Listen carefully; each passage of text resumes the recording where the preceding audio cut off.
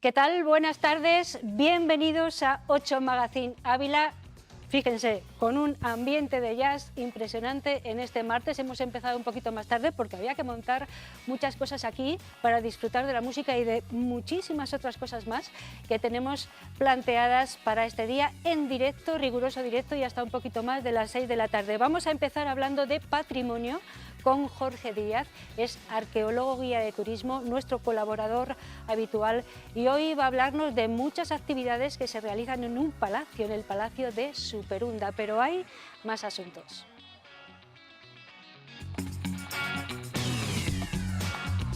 Además, hoy en nuestro tiempo dedicado a la cultura, con Carolina Ares, nos centraremos en el arte vinculado con la Semana Santa, no solo escultórico. Tendremos ocasión de hablar de justicia con Óscar Barrios, fiscal de Ávila, que hoy abordará asuntos relacionados con la inviolabilidad del domicilio.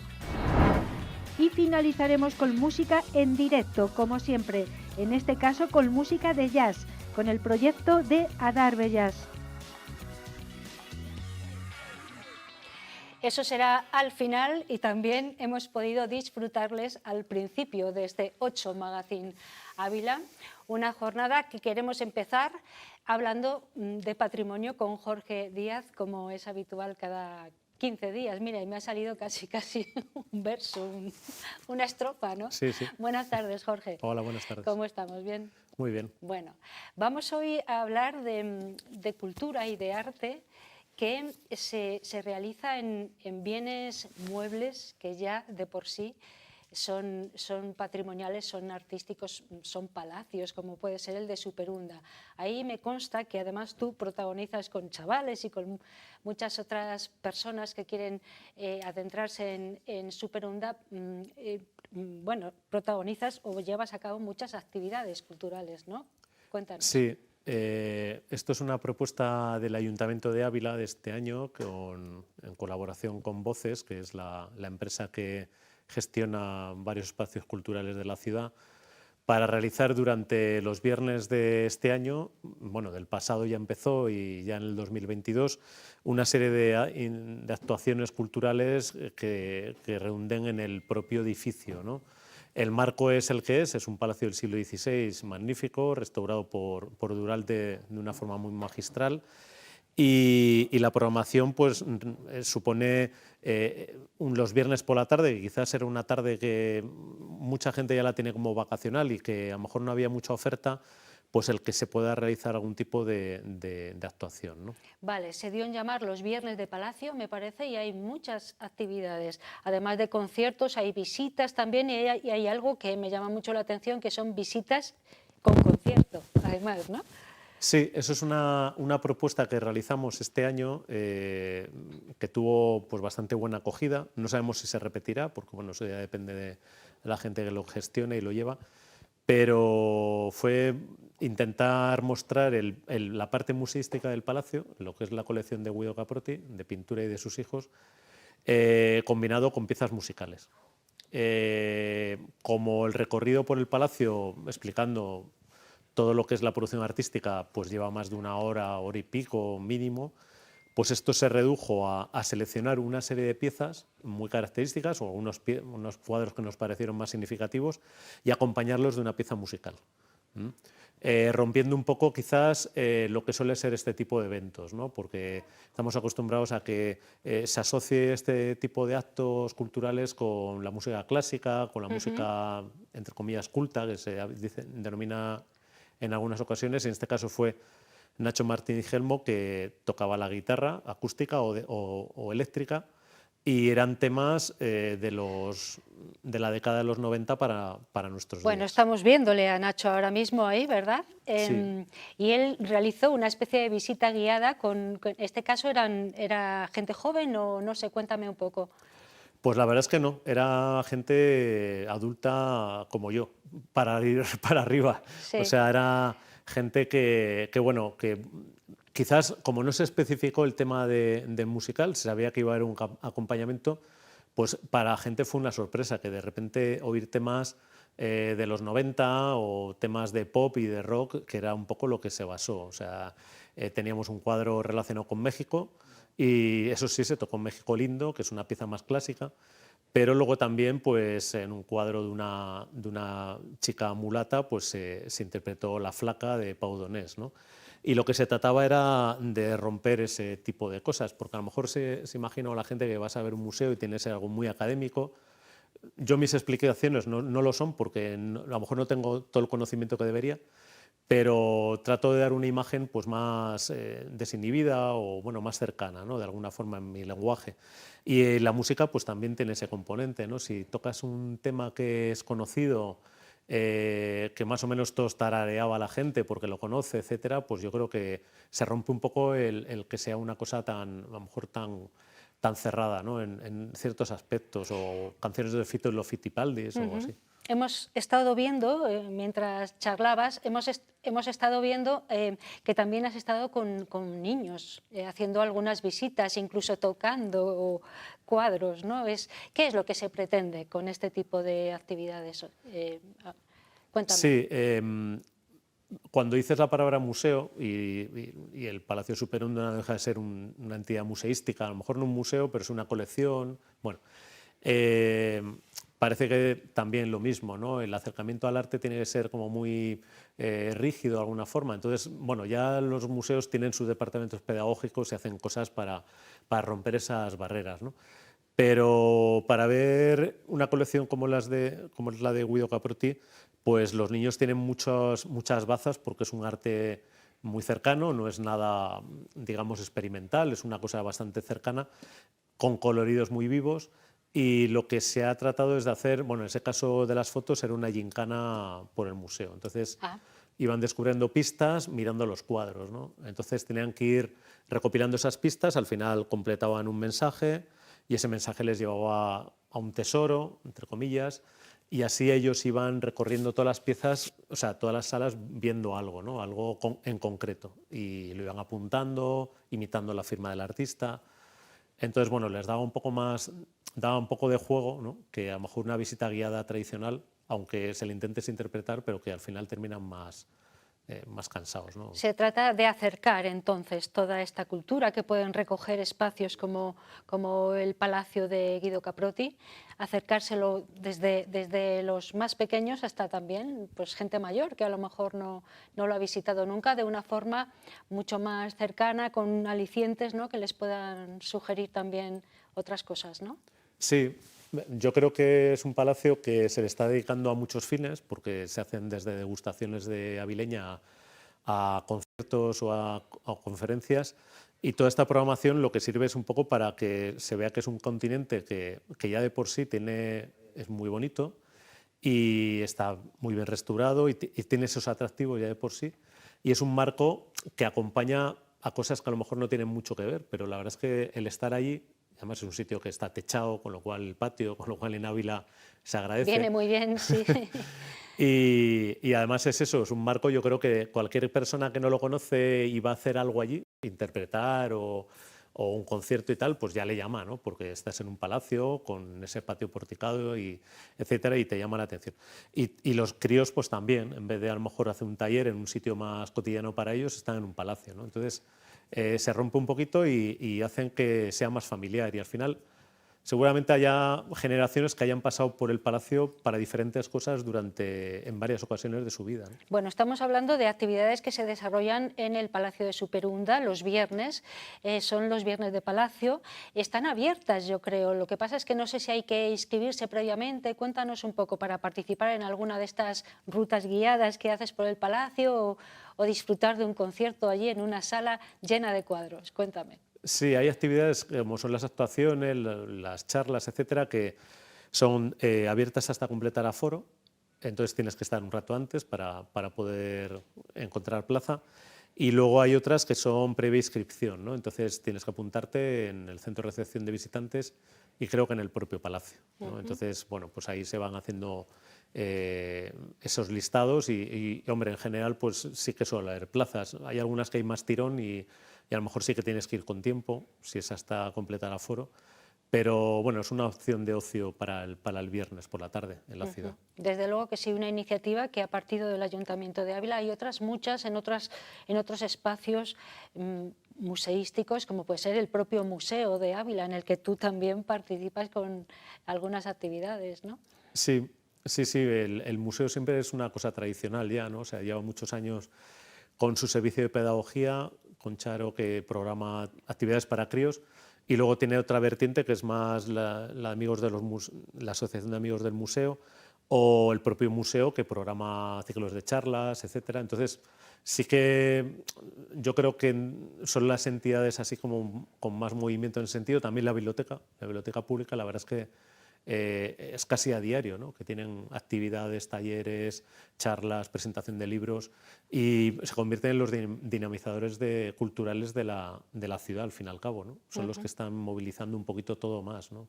Y somos una ciudad muy pequeña donde parece que hay poca oferta, pero la verdad es que si te interesan temas diferentes, de diferente temática, siempre tienes todos los días algo. Otra cosa es que sea muy de tu palo, pero realmente hay siempre algo que asistir. Bueno, hemos empezado hablando de los Viernes de Palacio, una iniciativa reciente porque se ha puesto en marcha este mismo periodo, este año, pero que está teniendo muy buena acogida. No sé, el próximo viernes que tenemos ahí en ciernes. Pues no me lo sé muy bien porque yo hago talleres y he estado en visitas temáticas y no sé exactamente qué hay, pero hasta ahora lo que ha habido es por lo menos uno al mes, siempre ha habido alguna actuación y luego ya se están redoblando, ya está habiendo más, con más frecuencia, casi todos los viernes. Y ha habido charlas de presentación hablando del propio Palacio, concierto de ukelele, ha habido otros conciertos, charlas también sobre arte y talleres infantiles y visitas guiadas. Y un espacio maravilloso que conviene ver, aunque bueno, pues no haya en ese momento ninguna actividad programada, ¿no? O sea, invita a todos los espectadores a que acudamos sin miedo, sin ninguna prisa también a los museos o a cualquier otro espacio que nos ofrezca un ambiente especial, como pueden ser los museos, claro. Pues sí, yo creo que todos los abulenses de la ciudad y de la provincia tienen que conocer, por ejemplo, el Museo Provincial, porque se van a ver muy reflejados. Hay piezas de toda la provincia. De hecho, es un museo más provincial que local, o sea, de la capital hay poco y hay mucho más o por lo menos expuesto, de la provincia.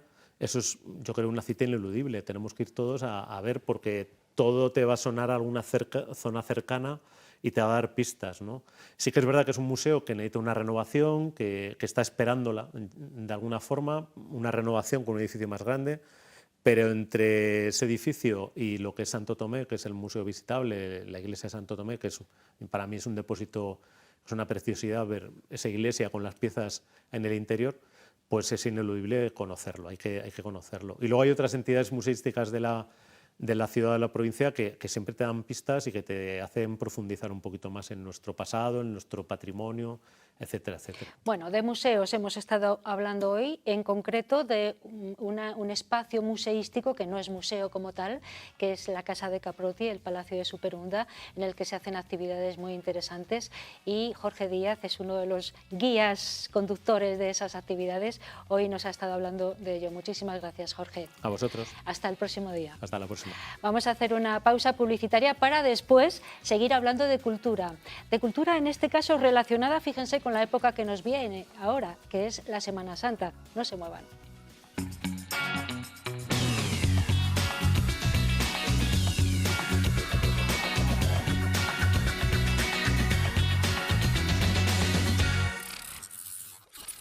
Quedan 2 o 3 minutos de las 5 de la tarde. Esto es 8 Magazine Ávila, estamos en directo, es un programa abierto, como ven en la cabecera, y hasta un poquito después de las 6 les vamos a acompañar. Y vamos a seguir hablando de cultura. Lo hacíamos antes con Jorge Díaz, nuestro arqueólogo y guía de turismo, porque hablábamos del patrimonio y de los contenedores de cultura. Y ahora vamos a hablar con Carolina Ares, otra colaboradora habitual en nuestra sección dedicada expresamente a la cultura. Buenas tardes, Carolina. Buenas tardes, Ana. Y hoy, bueno, tenemos que hablar un poco de una cultura que tenemos aquí a las puertas de casa, porque empezamos a vivir la Semana Santa, que es, por supuesto, una fiesta religiosa, pero que tiene mucho más, además de ser turística también, tiene una condición cultural y patrimonial importante, ¿no? Claro, al final hay una cosa muy importante que a veces no nos paramos a pensar, y es que durante una parte muy importante de la historia, sobre todo de Europa, el arte, la manera de vivir y muchas otras cosas han estado influenciadas por la religión. Entonces, en el tema del arte se nota mucho.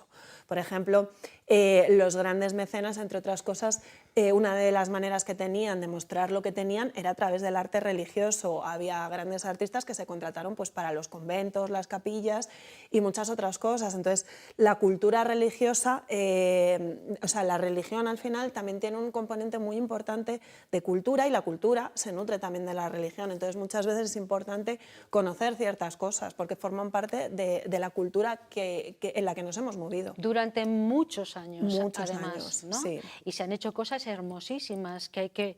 Y que han traspasado lo religioso. Y que han traspasado lo religioso, sí. Por supuesto, porque tienen un valor per se Sí. muy importante. Vamos a ir viendo algunas Sí. muestras de todo eso, ¿no? Por ejemplo, podemos empezar yéndonos a clásicos como Leonardo da Vinci o como Miguel Ángel. Empezamos Sí. por La Piedad. Si me mencionas a Rafael y a Donatello, hablamos de las tortugas ninja casi.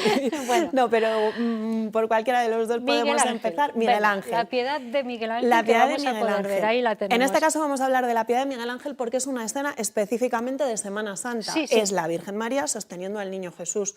Pero toda la obra de Miguel Ángel, que es absolutamente fascinante desde el punto de vista escultórico, que sirvió como avance en materia de escultura muy importante, es de temática religiosa. Entonces, ¿qué tenemos aquí? La representación más clásica, que la vamos a ver en todos los pasos, en muchos pasos, de Semana Santa en todas las ciudades, de la Virgen sosteniendo a su hijo que ya está muerto. Entonces, Sí. Esta obra estilísticamente es muy importante, es tan importante que de hecho llegó a ser atacada. Destacan una serie de características, como por ejemplo que el rostro de la Virgen María es mucho más joven que el del Niño Jesús, pero es un tipo de escena que esta piedad es Que el de su hijo, que el de Jesucristo, ¿no? Sí, que el del Niño Jesús, ¿qué he dicho?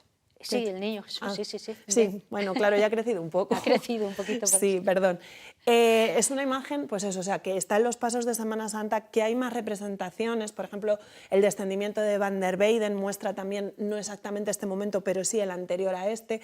Pero esta imagen ha trascendido, y ha trascendido lo religioso, y la encontramos, por ejemplo, en el Guernica de Picasso.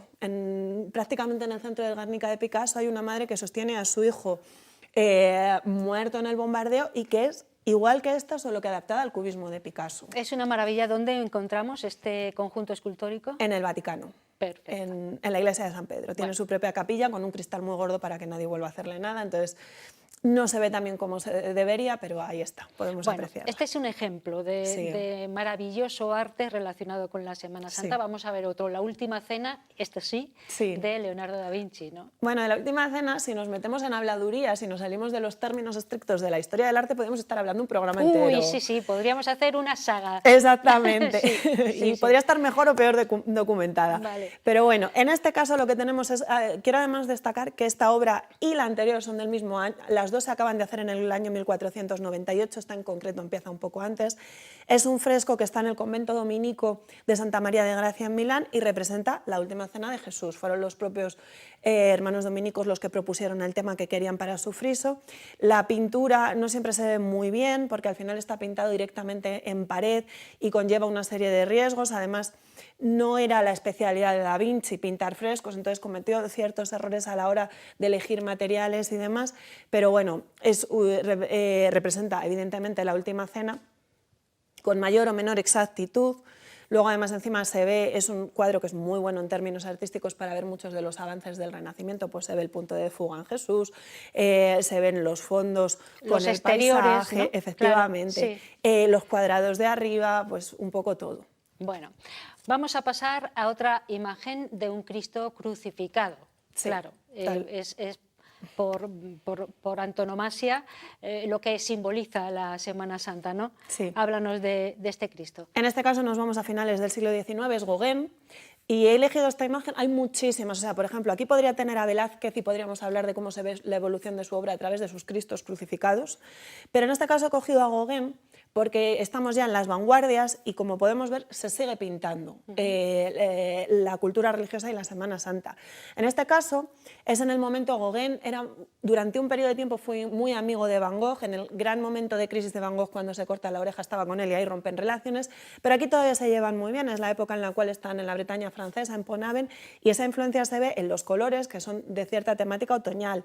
Se le conoce como, es la crucifixión de nuestro Señor Jesucristo, pero se le llama el Cristo amarillo, porque pues el Cristo es amarillo, porque es amarillo, efectivamente sí. Está inspirado en uno de una iglesia de allí y de esta manera pues es un poco, se ven los ropajes bretones que llevan las mujeres, nos remite a una época de otoño, de un final y bueno, pues nos demuestra eso, que, el arte religioso sigue ahí, siempre ha estado ahí. Bueno, vamos ahora a lugares más cercanos, Sí. porque aquí en Ávila tenemos esculturas muy valiosas. Podemos ver, yo creo que en la siguiente imagen, dos de ellas, el Cristo amarrado a la columna y Santa Teresa. Estas imágenes son fundamentales también para la historia de la escultura, Sí. ¿no? Aquí volvemos para atrás, Sí. ¿vale? Esto es de aquí de Ávila Ya y lo no es podemos Gauguin, ir a sino ver. mucho antes. Esto es el barroco y Eso. el barroco es lo mismo, o sea, aquí podríamos, lo que tú dices, una saga de programas hablando solo del barroco. Sí. Entonces, el barroco supone el mayor momento de desarrollo del arte escultórico y del arte pictórico. Mete una serie de novedades que cambian la pintura para siempre. Bueno, un poco al final como va pasando con toda la historia del arte. Entonces aquí es cuando la escultura religiosa, que ya viene de antes y que ya teníamos procesiones de antes, llega a su auge. ¿Por qué? Porque tenemos dos movimientos. Uno es la escuela castellana, que es a la que pertenece esta obra de Gregorio Fernández, y la escuela andaluza. En concreto he elegido esta porque la tenemos aquí en Ávila. Gregorio Fernández es el máximo exponente de la escuela castellana de escultura. Y esta escuela es la que nos muestra la realidad fría, la realidad dura, ese realismo, ese sufrimiento y nos lo intenta transmitir. Esta imagen, pues aparte de que es el máximo exponente y le tenemos aquí en Ávila, está hecha al final de su vida, con lo cual estamos en un momento en el que artísticamente es muy bueno, la representa perfectamente. ¿Qué tenemos? En el lado contrario, la escuela andaluza, que pues, la representan Juan de Mena y Alonso Cano en este mismo periodo barroco, y que son pues, la Virgen de Triana, la Virgen de Macarena, el Cristo de los Gitanos. Es una escultura mucho más dulce, mucho más suave, que sí que busca conectar, igual que esta, con ese fervor religioso, pero lo hace a través de otros recursos, mientras que aquí esto es lo que está pasando, es así de cruel.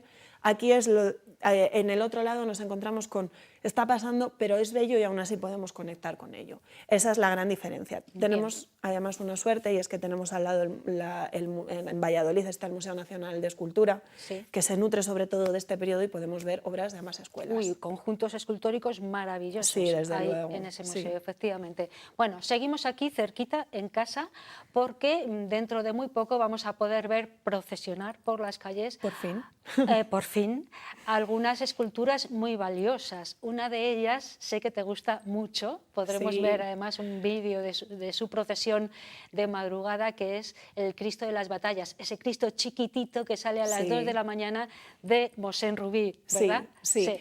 Bueno, las procesiones, como tal, es una cosa que surge ya en la Edad Media, se sacan al santo de cada cofradía, de cada gremio, de cada barrio para procesionarle. Pero las de Semana Santa surgen durante la Contrarreforma. Es Aquí tenemos al Cristo de las Batallas, es un momento en el que necesitamos sacar la devoción a la calle. Entonces en Ávila tenemos obras muy antiguas, como Nuestra Señora de las Angustias o de la Madalena, que son del siglo XVI, pero el Cristo de las Batallas es el más antiguo de todos, está hecho en torno a 1450, es distinto al resto, todas las obras que hemos visto son de madera y esta es de barro cocido policromado, y además tiene una historia a sus espaldas pues muy interesante, porque pertenecía a los Reyes Católicos y se sabe que fue el Cristo que se llevaba a los Reyes Católicos con él durante la Reconquista. De hecho, ahora que nos está saliendo la boca, cuenta la leyenda que la boca originariamente estaba cerrada y que en una campaña antes de la batalla le rezaron a Santiago y él respondió diciendo: estando yo aquí no necesitáis más. Entonces estamos ante una talla que seguramente haya sido la primera escultura religiosa, por ejemplo, en entrar en la Alhambra, que ha vivido episodios clave de la historia de nuestro país, de España. Y tenemos la suerte de que está con nosotros. Además, en términos artísticos es muy bueno, pues por lo que te decía, está hecha en Florencia, es de uno de los grandes maestros florentinos, Luca de Tena. Se cree, pero solo hay distintas teorías, que fue un regalo que le hizo el padre de Fernando el Católico el día que se casaron. Y bueno, la hornacina, lo que le rodea, donde está ubicado es posterior, ya es barroco. Vale, bueno, pues ese es el Cristo de las Batallas. Sabemos que además procesas gran devoción. Sí, además te he traído un regalito. Ah, ¿me has traído un regalito? Te he traído el cordón del Cristo, que entre la gente que lo conoce... A ver, pónmelo. Te lo pongo. Hombre, claro. Bueno, vamos a ver qué tal. A ver. Apáñatelo tú, porque es verdad que cada uno... Mira, te va a quedar perfecto, qué suerte. Muy bien, vale, vale. O sea, este es el cordón del Cristo. Sí, le pasan... Vale. Si te has dado cuenta, él llevaba un cordón rojo alrededor del cuello. Sí. Pues son cordones hechos similares, los pasan por el Cristo. Y también tienen su historia en que pues, una de las hermanas hace muchos años estaba muy enferma y pidió que le llevasen a ver al Cristo y no podía. Entonces le pasaron un pañito por el Cristo para llevárselo y empezó a recuperarse. Y a partir de entonces, pues todos, yo le llevo. Aquí está. El mío además encima fue regalo de una de las hermanas dominicas que está trenzado. Entonces, bueno, muchísimas gracias por el regalo, Carolina. Bueno, que te cuide de mucho. verdad, que me cuide mucho, que nos cuide a todos mucho, y muchas gracias por estar un día más con nosotros para hablarnos, en este caso, de arte, de cultura relacionada con la Semana Santa, con la Semana de Pasión. Sobre todo hemos hablado de escultura, aunque también de algunas obras pictóricas, pero bueno, muy interesante ha sido. Muchísimas gracias, Carolina. A ti, Ana. Cuídate mucho tú también. Igualmente. Hasta dentro de poquito. En 15 días nos vemos. Vale. Feliz Semana Santa. Gracias. Con esto ya, fenomenal. Gracias. Hacemos una pausa más para la publicidad y volvemos enseguida, en este caso, para hablar de otro asunto, de justicia.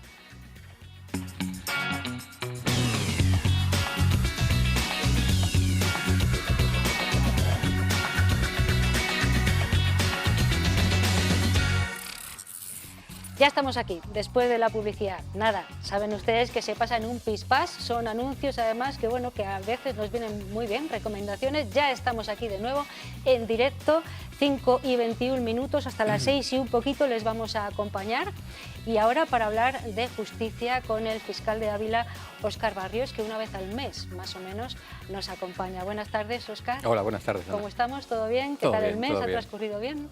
Bueno, sí, transcurre. Ha transcurrido. Ha transcurrido. Que Y ya- llega otro y como Bueno. decía en otras ocasiones, que venga el verano pronto. Sí, sí, ya lo decías, que Sí, tenías sí. ganas de la primavera, que ha llegado, Sí, no, la pero primavera- no se está notando. No se nota, no. Bueno, de momento vamos a hablar de una cuestión que además también tienes bastante reciente, porque hace muy pocas fechas se celebraba en Arévalo unas jornadas que organizaba además la policía local de Arévalo, Sí. en las que has intervenido tú para hablar del asunto que hoy nos va a ocupar.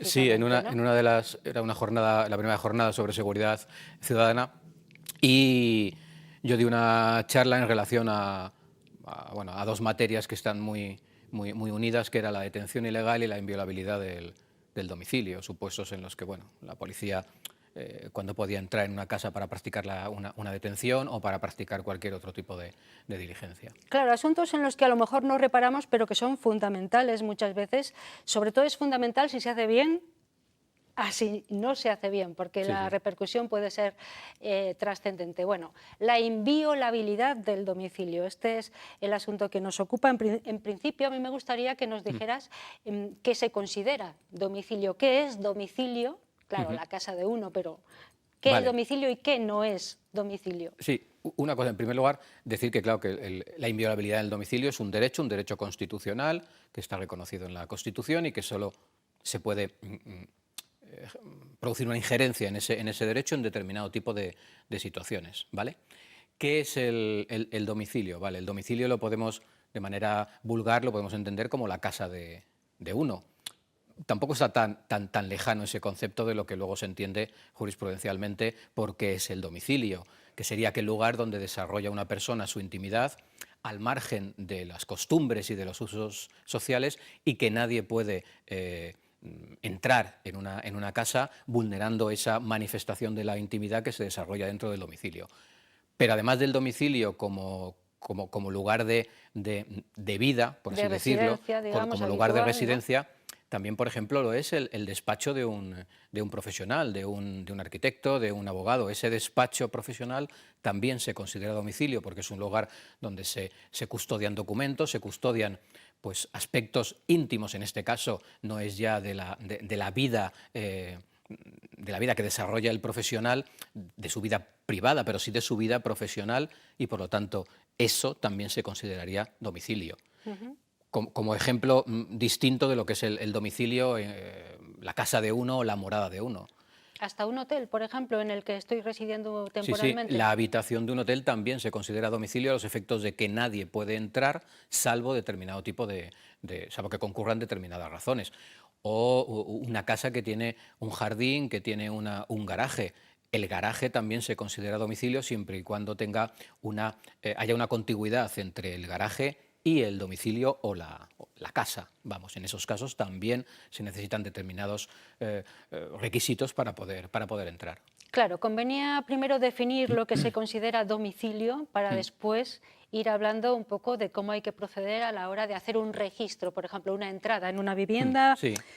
Y un registro domiciliario porque presupongamos que allí sucede algo, ¿no? Vale, bien, el concepto de domicilio sería ese, el lugar de desarrollo de la intimidad de una persona, al margen de los usos sociales, que solo se puede, entre comillas, vulnerar, es decir, el derecho cede, ese derecho a la inviolabilidad del domicilio cede en determinados supuestos. ¿En qué supuestos cede de tal manera que se pueden practicar diligencias o se puede entrar en un domicilio? Siempre tiene que mediar o una autorización judicial, que es lo más habitual, pero también en supuestos de autorización del propio titular o de la propia persona que viva en ese domicilio o que esté en ese despacho profesional.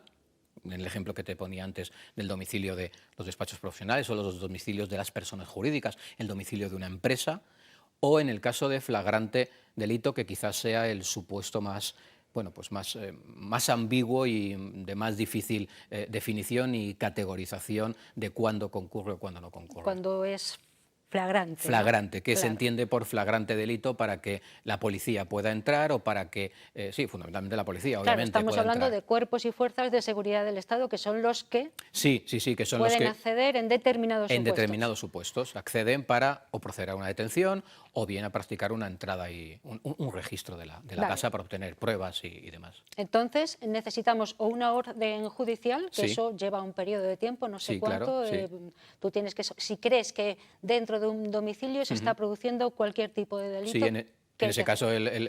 la policía elabora un atestado, comunica las razones que les llevan a solicitar esa entrada y registro para que el juzgado la autorice. Quiero decir, habitualmente se practican entradas y registros cuando se trata de investigaciones en materia de delitos contra la salud pública, de tráfico de drogas o en delitos contra la propiedad, en robos sucesivos que se hayan producido durante algún tiempo y se tenga indicios de que en el domicilio del supuesto autor se puedan encontrar efectos de esos robos de tal manera que se vincularía el robo con la persona que tiene en su domicilio esos efectos. ¿Cuánto tarda en expedirse una orden judicial y de qué depende? Que se expida o no. Bueno, a ver, se supone que es una diligencia más o menos inmediata porque hay una urgencia en practicar esa diligencia y evidentemente, a ver, es necesario que el atestado se elabore, con lo cual lleva su tiempo, que el atestado llegue al juzgado y que el juzgado tome esa decisión. No hay un plazo estimado de cuánto puede tardar, pero habitualmente no tarda más allá de un par de días o 3. Ya, y se expide siempre que esté demostrado que, o no, o siempre es No, una no, cosa no, que no, se no. hace. Se expide dado que se trata de violentar un derecho constitucional, de señalar una excepción a ese derecho a la inviolabilidad del domicilio. Es necesario que se aporten datos que al menos sean indiciarios Indicios. de comisión de un delito. Vale, el otro supuesto por el Sí. que podemos entrar a un domicilio sin que nos dé permiso su morador, la persona que reside Sí. ahí, es el flagrante delito. Sí, está definido en el, bueno, caracterizado en la ley de enjuiciamiento criminal, y se habla de flagrante delito cuando ese delito se está cometiendo o inmediatamente se acaba de cometer y ha sido presenciado por parte de la policía, o habiéndose cometido inmediatamente el delito, el delincuente huye, por ejemplo, del lugar, la policía le persigue y sin haberle perdido de vista ve que se introduce en un domicilio. En ese caso, la entrada en ese domicilio, dada la conexión que existe con el delito que se acaba de cometer, conlleva que eso se considere flagrante para que la actuación policial sea una actuación legal, o bien porque se le hayan se obtenga del supuesto autor de los hechos objetos o elementos que determinen que hay una relación entre quien suponemos es el autor del delito y el delito en sí, ¿vale? Pero en todo caso, lo esencial es que haya una inmediatez. Es decir, el concepto de flagrancia es que sea inmediato, que se haya esté produciendo presenciado, en ese que se momento. esté produciendo en ese momento. Si la policía tiene que hacer una deducción en función de una serie de pruebas, en función de testificales y demás, el delito deja de ser flagrante y en ese caso, para poder entrar en un domicilio, habrá que acudir a la autorización judicial o al consentimiento del morador. Vaya. Vale, es muy importante tener en cuenta todo eso. No se puede entrar en un domicilio No.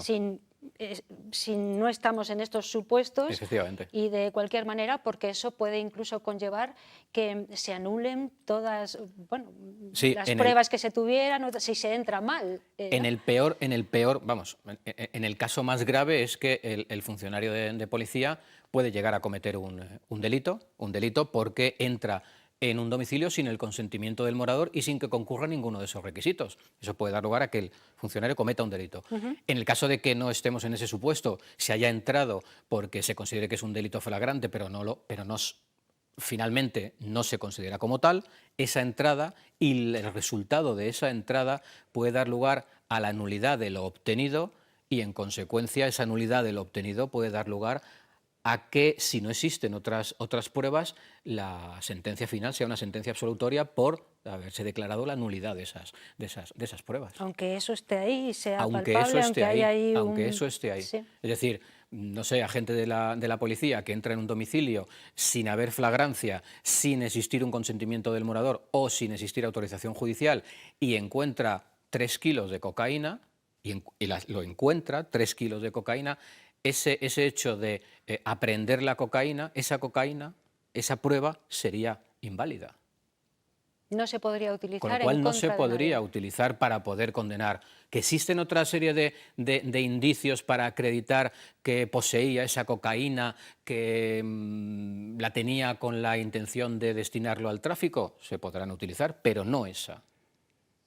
Vale, sí, es muy importante eso entonces, hacerlo bien y Sí, porque en el supuesto que te pongo, por ejemplo, de nada serviría que, vale, la obtención de la droga es inválida, pero tenemos unos agentes que ven que había droga. No, lo que los agentes ven es una sustancia que se ha tenido que apreender para luego analizarla. La nulidad se produce cuando se aprende esa sustancia entrando en un domicilio sin ninguna razón, sin ninguna justificación. Y si entramos en un domicilio sin ninguna razón, sin ninguna justificación, sin una orden, sin que se esté produciendo un flagrante delito, Sí. pero en el momento en el que hemos entrado se produce algún tipo de situación delictiva. A ver, evidentemente, si alguien entra en un domicilio sin existir sin darse el flagrante delito, sin existir la autorización judicial, sin el consentimiento del morador, y en ese momento el agente presencia otro tipo de delito, evidentemente no se va a poder abstraer de lo que allí sucede. En ese momento eso que se está produciendo sí podría ser constitutivo de un flagrante delito y, en cierta manera, justificar la actuación. Evidentemente, van a acudir para evitar, en la medida de lo posible, la comisión del delito, que es la función más importante y la primordial de ellos, claro. Bueno, hay otra forma de entrar en un domicilio que no es tirando la puerta abajo o tal, sino que es la entrada virtual. ¿Eso, Claro. ¿Eso en qué consiste? Claro, a ver, el concepto de inviolabilidad del domicilio se refiere no solo a que alguien pueda entrar en el domicilio de otro físicamente, sino que alguien pueda entrar mirando hacia el domicilio. Pongamos por caso, es decir, yo como vecino, yo no puedo con unos prismáticos avistar lo que hay en el edificio de enfrente. Esa injerencia supone una violación del derecho a la inviolabilidad del domicilio. De Y es tal delito, manera, ¿no? Eso sería un delito también, estar espiando, digamos, bueno, o mirando con los efectivamente, si hay una, prismáticos o con una cámara o tal, podría ¿no? podría ser un delito. Si eso es algo realizado por parte de un agente, convierte en ilegal todo aquello que se pueda observar. No es lo mismo que tú pases por una calle, que las ventanas estén a ras del suelo y tú mires y veas lo que hay. En ese caso sí es válido lo que tú estás viendo. ¿Por qué? Porque no te estás valiendo de ningún tipo de artificio para poder salvar esa distancia que media entre lo que tú puedes ver de manera fácil de aquello otro que está lejano. Eso es lo que se considera inválido. No que yo pase y vea lo que está sucediendo dentro de un domicilio. Eso es válido. Y eso no significa que el señor de la casa, como tiene descorridas las cortinas, proteja menos su domicilio. No, no, cada uno protege su domicilio de la manera que cree. Es decir, yo puedo tener las ventanas abiertas y seguir estando protegido por ese derecho a la inviolabilidad del domicilio. Vale, pero si yo paso por la calle, miro por una ventana y veo que alguien está pegando a alguien... Evidentemente eso es, si fueras un agente de policía, la actuación del agente de policía en ese caso sería plenamente válida. Otra cosa es que estés vigilando sin autorización judicial con unos prismáticos o con una cámara que salva a la distancia. O habiendo puesto una cámara en el domicilio. O habiendo también, puesto una que cámara. Eso lo vemos en las pelis algunas veces, ¿no? Sí, si no media autorización judicial o consentimiento del titular, eso, todo lo que se obtenga con eso es inválido, es nulo. Bueno, cuidado entonces con cómo accedemos a determinadas pruebas de algo que está sucediendo en un domicilio, cuidado. Volvamos un poco a lo que se considera domicilio. Por ejemplo, ahora los ocupas. Sí. Se meten en una casa que no es suya y residen en esa casa. Sí. ¿Se considera domicilio eso? Vamos a ver, el domicilio es el del titular. Ya. No se puede reconocer un derecho a una persona que está cometiendo a su vez un delito. Si yo voy a mi casa y me encuentro con que hay personas dentro a las que yo no he autorizado que estén y no se quieren marchar, y es mi domicilio, lo que se está cometiendo es un delito de allanamiento de morada. Ellos nunca van a estar amparados por ese derecho a la inviolabilidad de su domicilio, primero porque no es su domicilio, el hecho de que tú estés en ese domicilio que no es tuyo y además al que has accedido de manera ilegal, no te da derecho a considerarlo como tal y por lo tanto no estarías protegido por esa inviolabilidad. De tal manera que en esos casos, y como el delito de allanamiento de morada se considera un delito flagrante que se comete de manera continua mientras están reproduciendo la misma conducta que es estar en una casa, mantenerse en una casa en contra del propietario, permite a los agentes de policía proceder al desalojo y restablecer la posesión o la propiedad de ese inmueble a quien es su verdadero propietario. Claro, sí, es es delicado, es un asunto delicado el tema de los ocupas o el tema de personas que a lo mejor inquilinos que no pagan el alquiler. Eso es otra cosa. Ese es otro asunto, eso ¿verdad? Eso no es pagan otra el alquiler cosa. durante mucho tiempo, el dueño Claro. quiere que se vayan de esa casa, eso se considera su domicilio, ¿no? Claro, si están a punto de tener una orden de desalojo, por ejemplo. Eso es otra cosa, porque en el caso del allanamiento de morada es alguien que entra sin estar amparado en ningún título. En el caso de alguien que deja de pagar el alquiler, el título, sí existe un título que le ampara, que es un contrato de arrendamiento. Que el contrato se incumple, bien, eso es un ilícito civil. Ese ilícito civil nunca va a poder dar lugar a que agentes de la policía entren a proceder al desalojo. ¿Cómo se produce el desalojo? A través de un procedimiento civil, donde al final, si se considera que ha de procederse al desalojo, se acuerda, pero se acuerda por orden judicial. Pero nunca una actuación inmediata por parte de la policía. Bueno, es muy interesante el asunto que nos trae hoy Óscar Barrios, la inviolabilidad del domicilio y los cuidados que han de tener pues, los agentes, los cuerpos y fuerzas de seguridad del Estado a la hora de acceder a una vivienda, a un domicilio, si no tienen una orden o si no se está produciendo un delito en ese momento. Yo no sé si estáis acostumbrados a ver muchos casos en los que no se ha procedido bien o no. Puedes contestar o no. No, realmente no. Quiero decir, la actuación suele ser, en la mayoría de los casos, correcta y las veces que en algún momento se ha planteado la posible nulidad, se ha considerado que estaba bien practicada la actuación. Con carácter general, no te voy a hablar de porcentajes, pero vamos, más del 90% de las veces las actuaciones son válidas. El problema es que, claro, las actuaciones inválidas y las resoluciones judiciales que declaran esa invalidez sí que nos sirven a todos para mejorar. Quiero decir, con supuestos como lo de la injerencia virtual, pues no son tan habituales, pero hay que saber que eso es inválido y que cualquier cosa que se pudiera obtener que significara prueba de un delito, eso no es válido. Con lo cual, al final, la sentencia sería una sentencia absolutoria y de poco serviría lo que ahí se hiciera.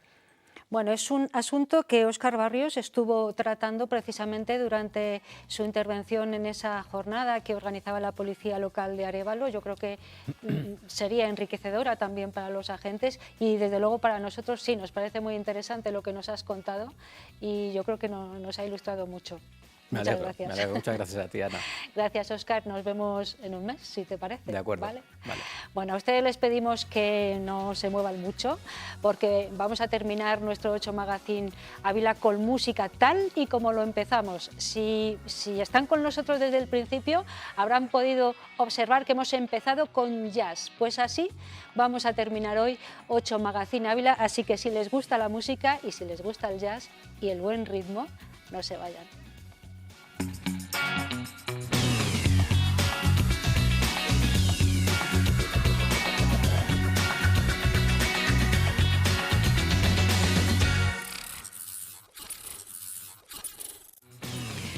Llegamos a la última parte de nuestro 8 Magazine Ávila de hoy, de este martes, y es una parte musical, una sección musical con la que queremos siempre terminar nuestro programa, música en riguroso directo, y hoy tenemos la delicia de contar con el cuarteto de jazz Adarve Jazz. Si nos han seguido desde el principio, les han podido escuchar para comenzar este 8 Magazine Ávila porque han venido muy prontito a montar todo esto que tenemos aquí junto a nosotros, la batería, a probar un poco sonido y ahora es el momento de charlar un poquito para que nos cuenten su proyecto y sobre todo, fundamentalmente, de escucharles. Está con nosotros Carlos Velasco, que va a ser nuestro portavoz. Gracias a todos, en cualquier caso, por estar aquí. Carlos, buenas tardes. Buenas tardes, Ana. Bueno, si no recuerdo mal, un poquitín antes de la pandemia, de que comenzara esta desdichada pandemia para todos, estuvisteis aquí con nosotros también, ¿no? En marzo, precisamente. A principios de marzo. Sí. Bueno, han pasado muchas cosas y ha cambiado muchísimo la vida a todo el mundo, pero vosotros seguís fieles a vuestro cuarteto, al jazz y a reuniros siempre que la ocasión lo ha permitido. Ha habido tiempo que no, ¿no? Por supuesto, sí. Y esto es algo que nos da mucha vida y a lo que no sabríamos renunciar de ninguna forma, con o sin pandemia. Claro, porque hemos de decir que vosotros hacéis esto por amor al arte. Bueno, dais algunos bolos, algunos conciertos, pero realmente lo que os une a los cuatro es el placer de tocar juntos y el disfrute de la música. Sí, por supuesto. ¿No? Somos aficionados desde adolescentes, de eso ya llovió mucho, pero cada uno tenemos nuestras ocupaciones y esto pues supone al menos es nuestra tabla salvavidas, ¿no? Sí. Para compensar un poco tirando, el peso laboral. Lo prosaica que es la vida, ¿no? Y las amarguras. Llegáis ahí donde ensayáis, ¿no? Que me parece que todos los martes, me parece que me habéis dicho que ensayáis, y ahí, ¡buah!, descargáis todo, ¿no? Sí, por supuesto, sí. Bueno, háblame de tus compañeros. Bueno, pues nosotros, bueno, ellos empezaron tenían un grupo hace unos 20 años, fundado pues por Fernando, el batería. Fernando Castelo, Fernando ¿verdad? Jiménez Castelo. Vale. Y bueno, a Fernando se le ocurrió formar una Big Band para hacer una actuación en el Palacio, en el Lienzo Norte, que es cuando les conocí yo a ellos, hace ya unos 15 años. Dimos esa actuación con una Big Band integrada por al menos unas 22, 25 personas, y luego la Big Band pues, se disolvió y decidimos quedarnos pues nosotros 5 entonces. Pedro Sáez, el contrabajo, Moisés Collado, el saxo alto, Fernando Jiménez a la batería, y entonces nos acompañaba Javier Gómez a la batería, que desde aquí volvemos a enviarle otro cariñoso abrazo. Muy bien. Fernando nos abandonó y entonces bueno, pues, nos quedamos nosotros 4 con una voluntad incorruptible Ya de seguir en la lleváis brecha. tiempo entonces, Sí, ¿no? sí. Unos años. Esto arranca de la adolescencia. Sí. Sí, somos hijos del unos pop, pocos años. del rock, de los Beatles, hasta que nos enganchó el jazz, ¿no? de cuyo hechizo no hemos sabido salir. Ya. Y bueno, ¿qué proyectos tenéis en mente? Porque sí que hacéis algunas actuaciones de pequeño formato algunas veces, en lugares reducidos, pero bueno, no sé qué tenéis por ahí. Bueno, pues ahora mismo sí tenemos algún proyecto en perspectiva del que tampoco podemos comentar grandes cosas, bueno, pues para evitar. Pero bueno, sí, intervenimos en pequeños eventos siempre que se nos llama, se nos requiere pues para pequeñas o celebraciones, o simplemente pues para musicar algún ambiente, para musicar poesías, para musicar actuaciones artísticas, pues para servir pues de música ambiente en bares, cualquier cosa casi es bienvenida. ¿Siempre jazz? Siempre jazz. Siempre, sois fieles al jazz, Sí. ¿no? Hemos hecho, bueno, de hecho nosotros hemos hecho muchas otras cosas. Venimos del mundo clásico también, y hemos tocado en distintos contextos, incluso desde el heavy hasta el rock, hasta el pop, pero vamos, lo que hacemos desde hace 15, 20 años es jazz. Es verdad lo que ha dicho el compañero, ¿no? Sí. Bueno, pues ya está. No dice ninguna mentira, Carlos. Muchos años juntos, os conocéis bien, Sí, entonces, sí. y cualquier mirada de uno, ya los demás sabéis lo que hay que hacer, ¿no? Sí. Entiendo Pues que sí. sí. Bueno, Sí, la verdad ¿qué es. habéis elegido para terminar 8 Magazine Ávila hoy? Pues mira, hemos elegido un tema de un guitarrista americano, uno de los grandes, de los padres de la guitarra de jazz, Kenny Burrell. Y hemos elegido uno de sus temas, una de sus propias composiciones, titulada Midnight Blue, algo así como blues de la medianoche, nostalgia nocturna, el blue, Bueno, en fin, pues algo de así. nostalgia va el asunto, que suena fenomenal, lo van a poder comprobar todos ustedes. Yo me voy a despedir de ustedes hasta mañana, pero antes quiero agradeceros muchísimo a los 4 que hayáis aceptado esta invitación. Sé que no es fácil, hay que transportar mucho material y habéis sido muy fieles a la cita. Muchísimas gracias. A ti, Ana, Gracias por a esta los invitación. 4. Gracias. Bueno, nosotros nos despedimos hasta mañana. Como les decía, a las 4:30 tenemos una cita con más asuntos, con muchas más sorpresas, con música también al final, por supuesto, pero de momento lo dejamos aquí. Hasta mañana. Cuídense mucho, sean todos lo felices que puedan y disfruten ahora de la música de jazz de Adarve Jazz. Un placer, esta es vuestra casa.